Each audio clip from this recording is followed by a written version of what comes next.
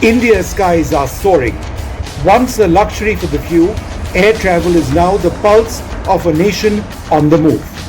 With record-breaking aircraft orders, new airports rising from the ground, cutting-edge infrastructure, and a push for global safety standards, Indian civil aviation is in the midst of a historic transformation. But what does the future hold for this moving sector, and who are the players shaping it? The annual general meeting of the International Air Transport Association, or IATA, is the platform to discuss exactly these questions and to chart the blueprint for the future of civil aviation in India. After a successful event in Dubai last year, global aviation's biggest gathering of airlines, the aviation value chain and governments, now comes to India from the 1st of June to the 3rd. From humble beginnings in 1911 with the first airmail flight between Allahabad and Naini, India's aviation industry has grown into the world's third largest domestic market. By 2030, it's poised to overtake the United States as the second largest globally.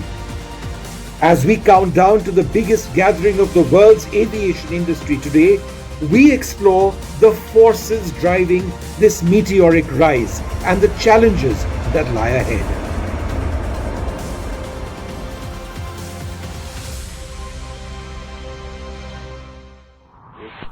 Okay, so we're going to Atlantic and clear land 3-1 center, lifeguard forward to that. India's aviation boom is fueled by a perfect storm, a growing middle class, rising disposable incomes, and a young, aspirational population.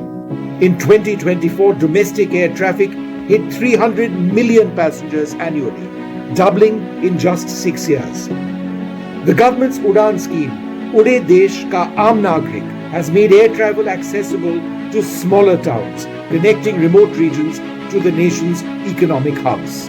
India is the third largest domestic civil aviation market today, and totally we believe that it can be number one in the coming days. The progress that we are seeing with 10% to 15% growth rate in civil aviation, and one of the priority areas for us to create the hub. I feel not just the push is coming from the own government itself and from India, but geographically, strategically, if you look at the positioning of India, there is a natural push there of India emerging as a hub. So everything is playing along, and I totally believe that we are going to emerge as a hub in the coming days. We have already started building up the infrastructure.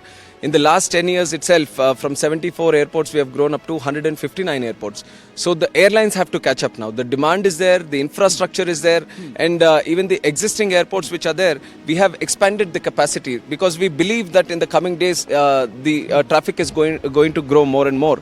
And like you said, if you look at the global orders also, India has the most orders for aircraft fleet now. So what we are trying to do as the government is encourage these manufacturers to give us the orders at the earliest, because we feel the demand is already there, and what we need is the more aircrafts coming in to cater for the demand, to provide more connectivity and to provide more affordable rates also. Our vision is to grow from 2 billion, which is MRO business, $2 billion US business right now in the country. In 6 years, we want to double it and grow up to $4 billion. And we are on the way. The growth rate that we are seeing in MRO business is definitely very encouraging for us. We have brought in the Udan scheme, which has democratized the air travel. We have brought in more routes into play. We have connected the tier 2 and tier 3 cities, which was not viable for the aircraft operators. But we have brought in some kind of scheme so that we can connect these routes. But one interesting gap that I observed was people were still a little bit irky about the prices at the airport. Then I said, when we are trying to have these lower income groups come into the air travel network, then you should be making them the services also a little bit more comfortable for them. That's how the Udan Yatri Cafe is what we are calling it. So this came into play. We have launched it recently in Kolkata also. We have done it. Excellent response from the people, and we are trying to scale it up now.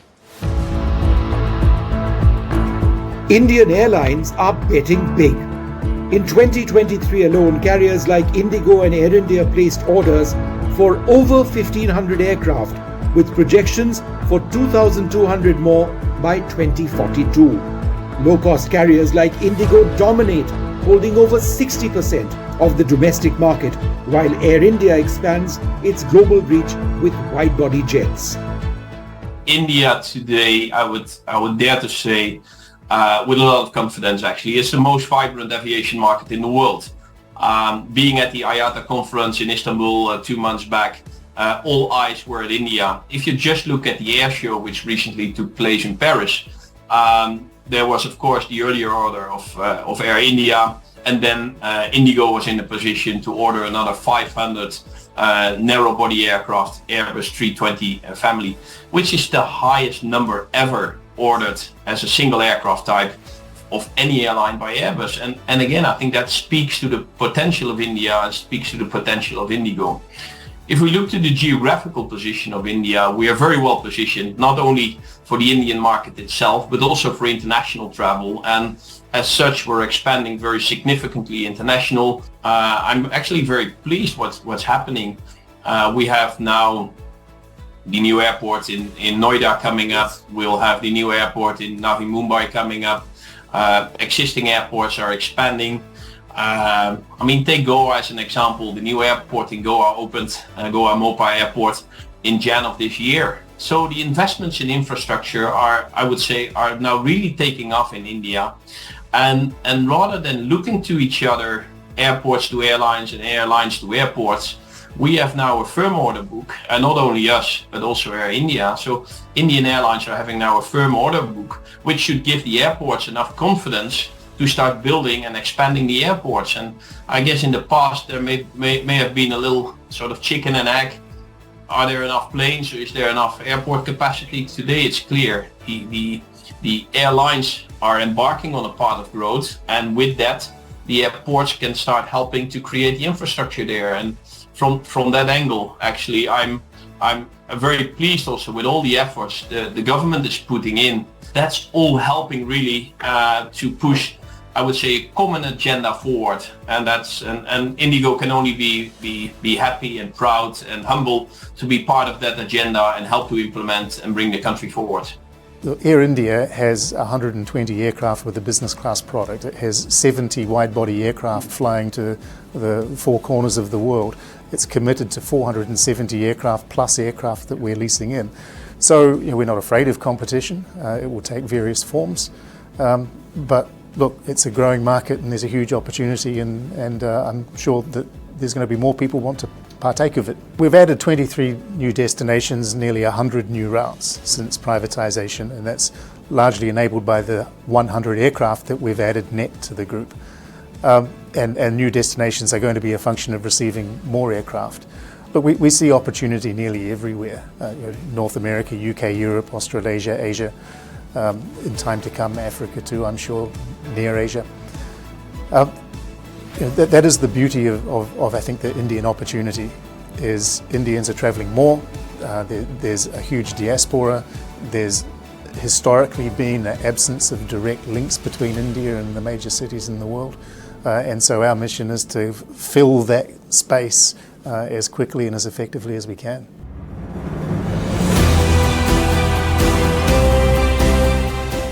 To keep pace with demand, India is building at a breakneck speed. The number of airports has doubled from 74 in 2014 to 157 in 2024, with plans for 220 by 2025 end.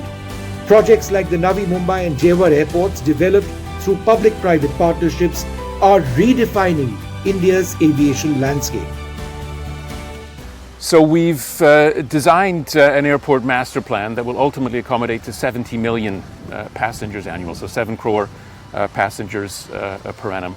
In the first phase, the phase that we intend to open in April next year, the airport will provide capacity for up to 12 million passengers annually. We're in the business of bringing people and places closer to one another, providing air connectivity, stimulating trade, commerce, allowing people to visit their friends, family and loved ones. I think we're in the heart of Gautam Buddha Nagar, Western UP, in the larger Delhi National Capital Region. I think very well connected to the region through the Yamuna Expressway. So we're standing today on the airport project site, which is 600 or 700 meters from the Yamuna Expressway that leads from Delhi, Noida, Greater Noida, on to Agra and Lucknow.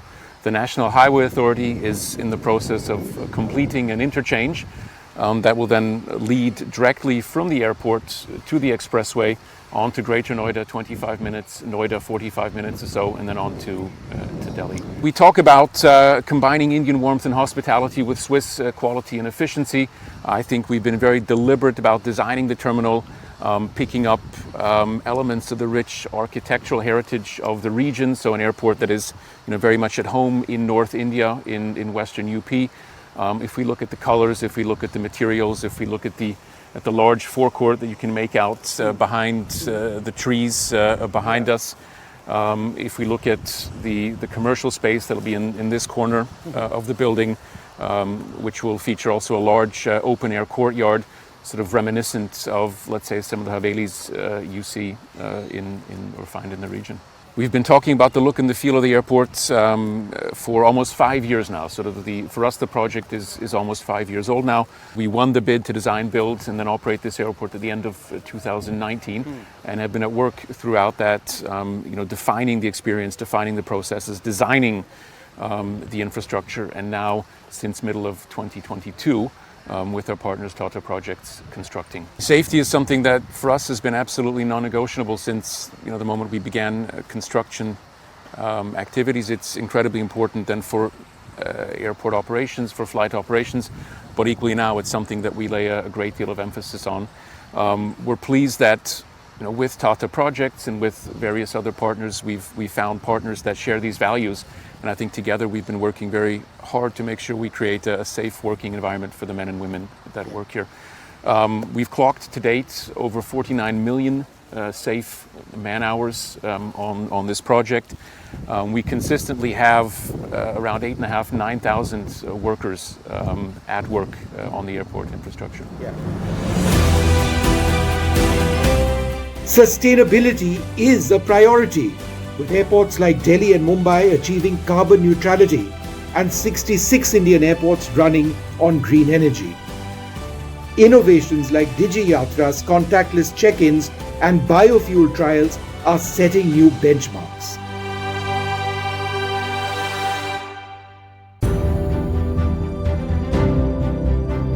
GE Aerospace, a global leader in jet engines, is powering India's aviation boom.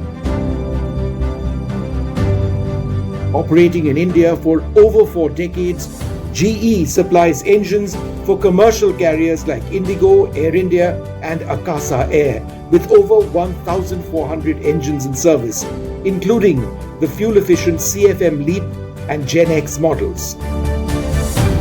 Its Pune facility, backed by a $230 million investment, manufactures components for global aircraft, while partnerships with Hindustan Aeronautics Limited and 13 Indian companies strengthen the nation's supply chain under the Make in India initiative. I would like to point out at really 3 or 4 trends that are shaping our industry globally. One is, if you see, the passenger levels has in some markets achieved pre-COVID level or exceeded pre-COVID levels. And the passenger traffic is growing about 3.3 to 3.5% annually. What you see, if I turn the focus on India, is exceptional growth in domestic traffic. We are now the 3rd largest civil aviation market. And there is a huge requirement for wide bodies, because wide bodies earlier used to connect primarily international routes. But now what we are seeing is, globally the trend emerging is that in busier sector, busier markets, because of slot constraints, you have wide bodies being deployed on domestic or shorter routes.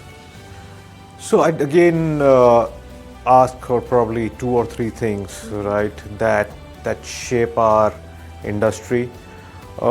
We've been always working on reliable engines, sustainable, more fuel efficient. So if you look at GNX, our engine on 787, it was close to 15% more fuel efficient, sustainable than its predecessor CF6. The LEAP 1A, the LEAP 1B, which are on the A320neo MAX, are again about 15% more efficient, fuel efficient than its predecessors, the CFM56 5B and 7B.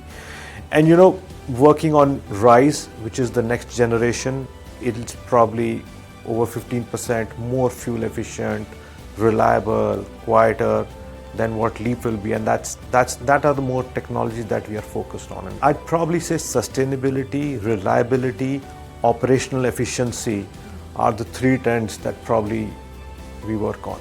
At GE Aerospace, we work very closely with our partners, airlines, airports. So to give you some examples, we've done sustainable SAF, Sustainable Aviation Fuel flights with Vistara, which has now merged with Air India.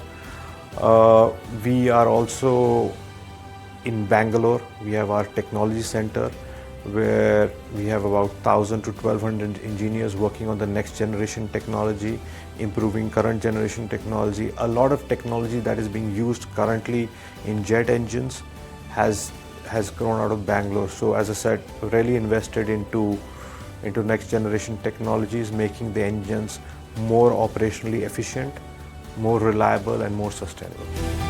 GE Aerospace commitment extends beyond manufacturing. Its Bengaluru Technology Center pioneers AI-driven innovations like digital twins, enhancing fuel efficiency and maintenance for Indian airlines.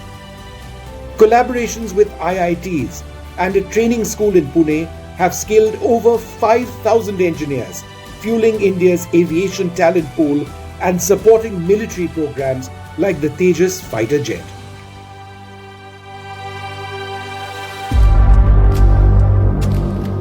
But growth comes with growing pains. A recent roof collapse at Delhi's airport raised alarms about the quality of rapid infrastructure development.